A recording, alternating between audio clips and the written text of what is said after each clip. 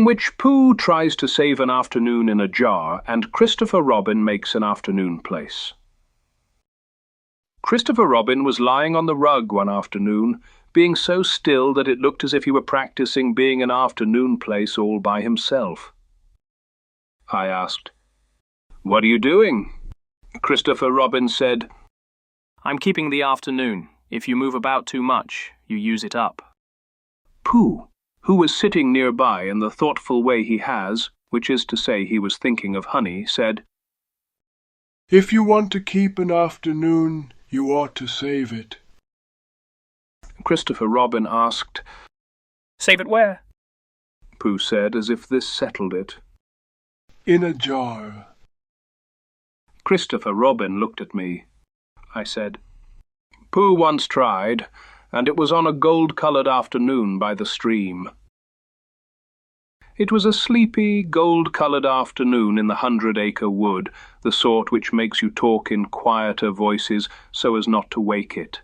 The sunshine lay in patches, and the shadows lay in patches, and down by the stream the water went on doing nothing in particular, and doing it beautifully. Pooh and Piglet were sitting on the bank with their legs in the long grass and their thoughts in the stream. Pooh said at last, "Piglet." Piglet squeaked. "Yes, Pooh?" Pooh said, "Do you ever feel as if you have used up an afternoon?" Piglet said, staring at the sunshine. "Used it up?" Pooh said, "Like honey. I have been sitting and thinking and doing a little hum, and suddenly it came to me, what if I have used most of it up already, and later you want an afternoon, and there isn't any left for you?" Piglet's ears drooped. Piglet said, "Oh, Pooh." Pooh said, standing up. "So we must save some in a jar." Pooh asked, "Have you got a jar?" Piglet had a very small pot, which once had something in it, and now only had the memory of it, but Piglet knew at once that Pooh was thinking of something bigger. Piglet said, "I think that I have only a small one." Pooh said, "Then we must use mine. I have a very good jar at home. It has been used for saving before." Piglet felt hopeful. Piglet asked, "What did you save in it?" Pooh smiled the dreamy smile of a bear who has met honey. Pooh said, "Honey." So Pooh fetched his very good jar from home. It had lately been full of honey, so Pooh made it very empty in the quickest way he knew, screwed on the lid importantly, and hurried back with Piglet before the afternoon could wander off. Back by the stream, Pooh took off the lid and looked into the jar as if he expected to see the afternoon sitting at the bottom, waiting politely. Piglet said, "It isn't in yet." Pooh said, "No. We have to put it in with the sunniest looking things." Pooh said, because he has always noticed that honey lasts longer if you decide it is not for eating all at once. "Saving works better if you have rules." So Pooh made up some rules, and because Piglet likes to know what is going to happen, he listened very carefully. Pooh's rules for saving an afternoon. 1. Find a very good jar. 2. Put in the sunniest looking things first. 3. Do not forget the quiet. 4. If it doesn't want to be shut, do not argue with it. So they began. Buttercups and dandelions were everywhere, looking as if they had been practicing being sunshine.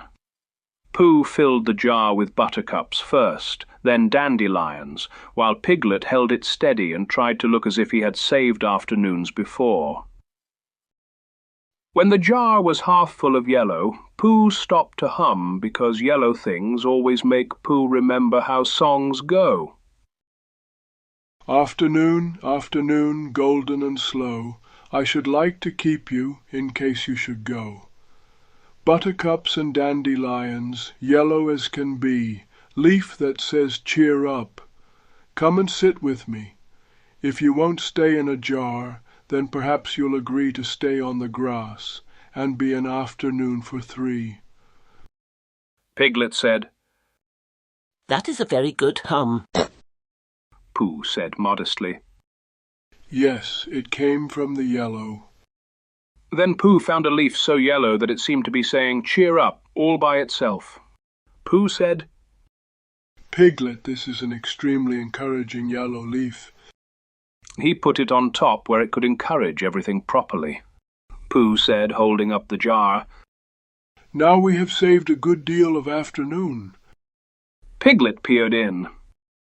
It was very yellow. It was almost as yellow as the afternoon itself. But Pooh's face still had that worried look, as if he could hear the afternoon ticking away somewhere behind the trees. Pooh said, It is not quite afternoon enough. Piglet squeaked. Not enough? But it is full of yellow. Pooh shook his head slowly. Pooh said, Afternoon is not only yellow, it is also a sort of quiet. Piglet did not know how you put quiet into a jar, but Pooh tried by adding more yellow. He put in more buttercups, then more dandelions, then a few more, because the jar still did not feel afternoon enough to him. Soon it was so full that the extremely encouraging leaf had to sit on top like a hat. Pooh said, Now I shall shut it very carefully. He pressed the lid down with both paws. This time the lid almost caught, and the jar made a small squeak, and then, because dandelions are not the sort of thing to be shut up without making remarks, there was a sudden puff of white fluff. The dandelion seeds flew out and floated away on the air in 100 tiny parachutes, drifting over the stream as if the afternoon itself had decided to leave in little pieces. Piglet watched them go with a frightened squeak. Piglet said, Pooh, the afternoon is escaping. Pooh stared at the floating seeds. His mouth fell open. Pooh said, Oh dear, I have let it out. He sat down heavily with the jar between his paws, and for a moment he looked like a bear who has been trying to be helpful and has only succeeded in being sticky and wrong. Just then Christopher Robin came along the path by the stream, as he often did on good afternoons, because he knew where good afternoons liked to be. Christopher Robin called, Hello? Piglet said quickly, because it is easier to be brave when someone taller is near. Hello, Christopher Robin. Pooh looked up mournfully. Pooh said, Hello, we are saving an afternoon, but it keeps getting out. Christopher Robin sat down beside them and looked at the jar and the yellow things and the dandelion seeds floating away. Christopher Robin said, Tell me. So Pooh told him, very carefully, how he had used up the afternoon by sitting, and how Piglet might have none later, and how you must save things in jars, and how the jar would not shut because it still did not feel afternoon enough, and then how the afternoon had escaped in little white pieces.